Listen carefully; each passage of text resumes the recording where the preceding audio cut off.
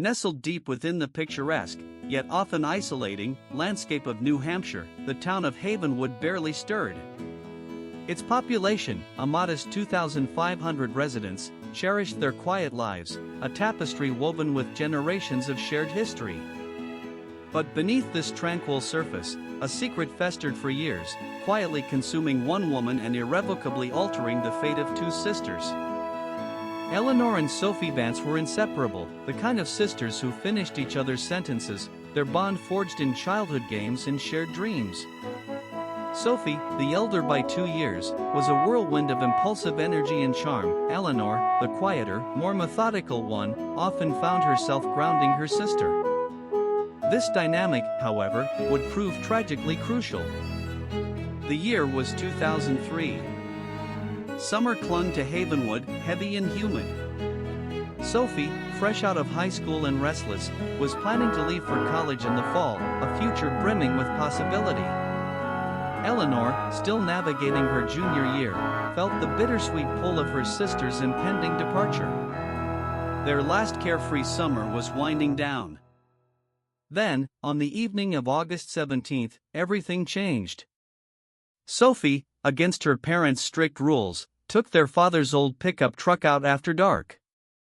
Eleanor, after a heated argument with Sophie, reluctantly climbed in. They were headed to a party on the outskirts of town, a decision fueled by youthful rebellion and the promise of a final, memorable night. Around 11:30 p.m., on a deserted stretch of Route 101, their lives veered off course. A sudden swerve, the screech of tires, and a sickening crunch. Sophie, distracted and slightly reckless, had collided with something in the darkness. Panic, swift and absolute, seized both sisters. What exactly they hit remained unclear in the chaos, but the damage was undeniable. Sophie, shaken but physically unharmed, made a snap decision that would reverberate for decades. She convinced a terrified Eleanor to help her push the damaged truck off the road, into a dense patch of woods, concealing it from view. Fear of consequences, particularly Sophie's impending college plans, overshadowed any sense of responsibility. The next morning, Eleanor returned home, feigning sleep. Sophie, however, was gone. She left a hastily scrawled note, just a few words, "Can't face it. Keep our secret. I'll be back." Eleanor, believing Sophie had fled to avoid legal repercussions from the hit and run, promised to keep silent, convinced she was protecting her sister. The Vance family reported Sophie missing. The Havenwood police, led by Chief Miller, launched an investigation.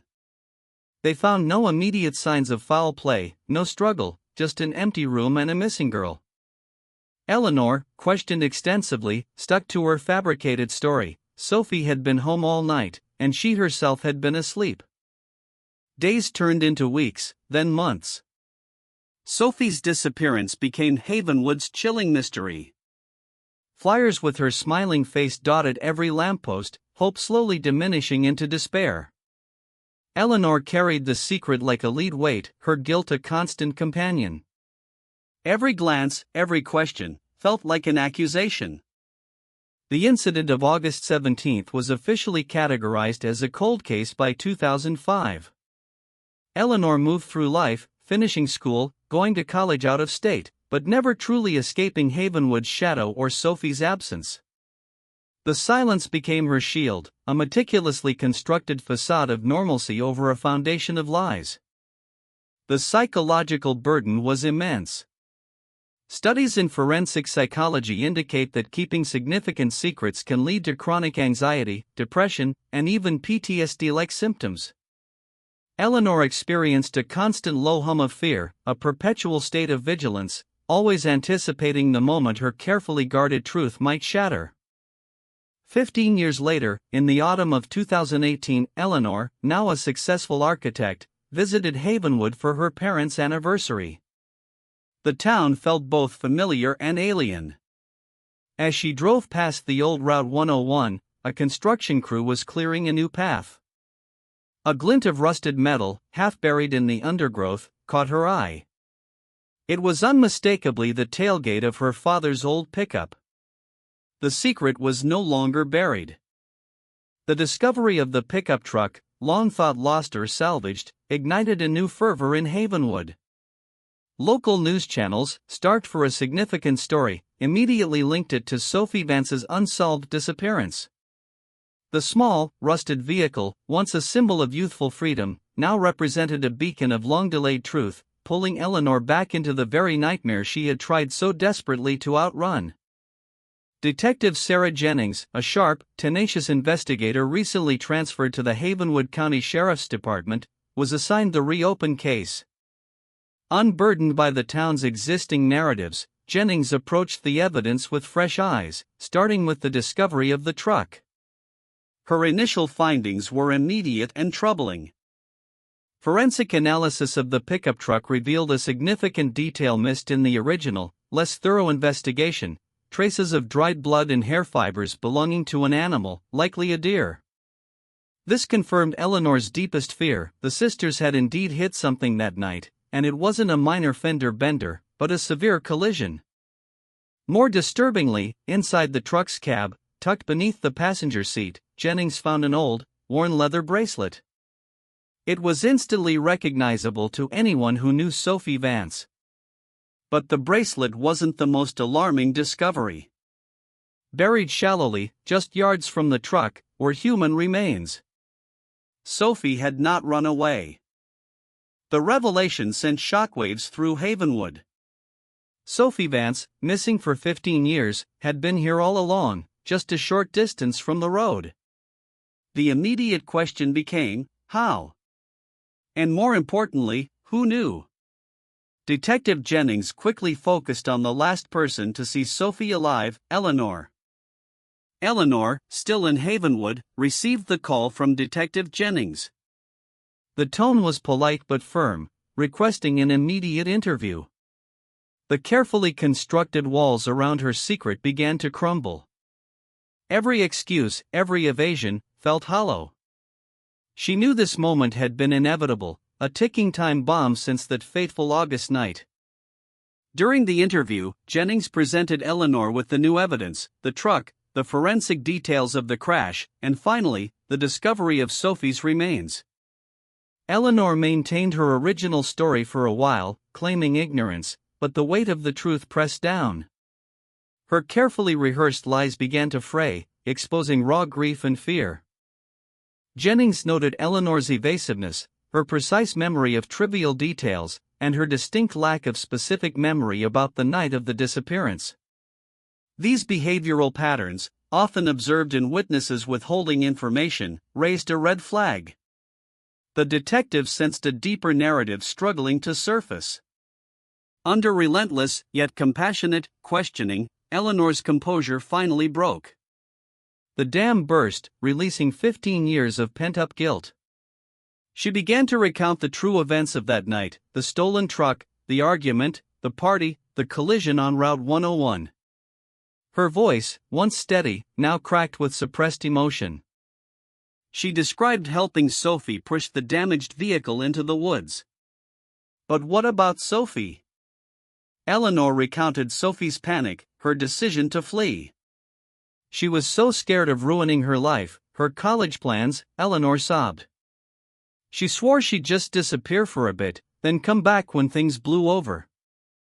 I promised to keep it secret. But Jennings pressed further.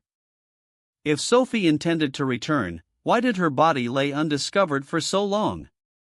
The official cause of death for Sophie Vance was not a hit and run, but rather exposure and a cranial injury consistent with a fall, likely sustained in the dark, dense woods just after the accident. She never made it out. Eleanor's secret hadn't protected Sophie, it had ensured she was never found. The young, reckless sister, overwhelmed by fear and a sense of impending doom, had succumbed to the elements and a tragic accident just hours after their collision. The realization hit Eleanor with a force more devastating than any physical blow: her loyalty had been a death sentence. The truth was far more heartbreaking than she had ever imagined. The confession of Eleanor Vance, nearly 2 decades after the fateful night, ripped open old wounds in Havenwood. Sophie's parents, devastated by the true circumstances of their daughter's death, grappled with the agonizing reality that Eleanor, their surviving daughter, had known the truth all along. Their family, already fractured by loss, now faced an even deeper chasm of betrayal. Eleanor faced a complex legal situation. While she hadn't directly caused Sophie's death, her actions, or rather her inaction, constituted a cover-up. She had withheld crucial information about a missing person, obstructing justice for 15 years. New Hampshire's statutes concerning accessory after the fact, concealment of a corpse, and obstructing governmental administration were all in play. District Attorney Robert Graham, faced with the unique nature of the case, had to weigh Eleanor's complicity against the overwhelming psychological burden she had carried. The initial collision was an accident, Sophie's death a tragic consequence of fear and disorientation. Eleanor's crime was the silence, the desperate attempt to protect her sister's legacy. In court, Eleanor's attorney argued for leniency, emphasizing the trauma and the immense guilt that had been her constant punishment. He painted a picture of a terrified teenager making a profoundly flawed decision, driven by misplaced loyalty. Public opinion in Havenwood was divided, some saw a criminal, others a victim of tragic circumstances. In a plea deal that avoided a lengthy, emotionally draining trial, Eleanor Vance pleaded guilty to obstruction of justice and hindering apprehension. She received a suspended sentence and mandatory community service, along with extensive psychological counseling. The legal system acknowledged the unique, tragic dimensions of her betrayal. The psychological toll on Eleanor, however, was far greater than any legal consequence. For 15 years, she had lived with the phantom of Sophie, a constant reminder of her lie.